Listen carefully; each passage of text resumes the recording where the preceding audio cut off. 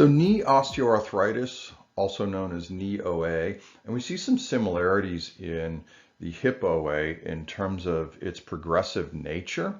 Um, and there are some predictive characteristics associated with maybe early intervention, reducing the impact of the OA. One of the problems associated with it is that pathophysiological process. Once someone succumbs to the early degeneration aspects of the cartilaginous and the osseous tissues within the articulation.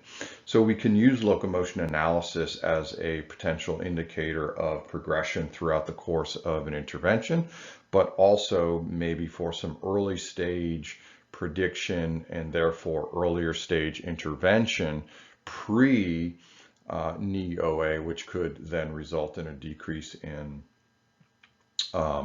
joint replacement procedures.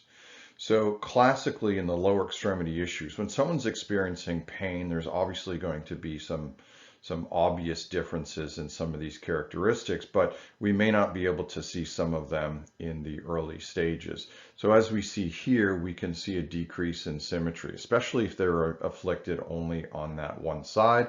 And anytime there's an antalgic position or a painful condition that's bilateral, we also tend to see a decrease in the overall speed.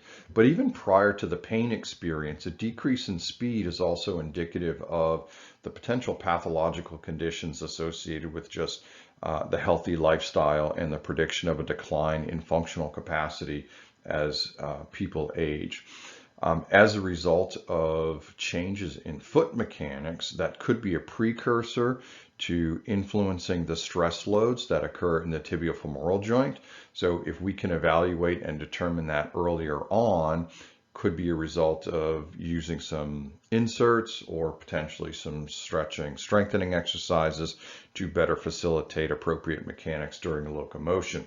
As we see here, the center of pressure can also change as a result of foot mechanics and causing increased stress loads that are going to be abnormal in the knee OA patient or in the hip for that matter. We also see some compensatory strategies going on in the propulsion rate. So that's as we leave the late stance phase going into the early swing phase. Someone who has a painful condition may not want to propulse or create a lot of force on that particular side, or create some compensatory mechanisms and increase the hip flexion component. We also tend to see some changes in the progression in terms of their walking profile. In other words, the angulation that we see the foot as it tends to externally rotate at the hip.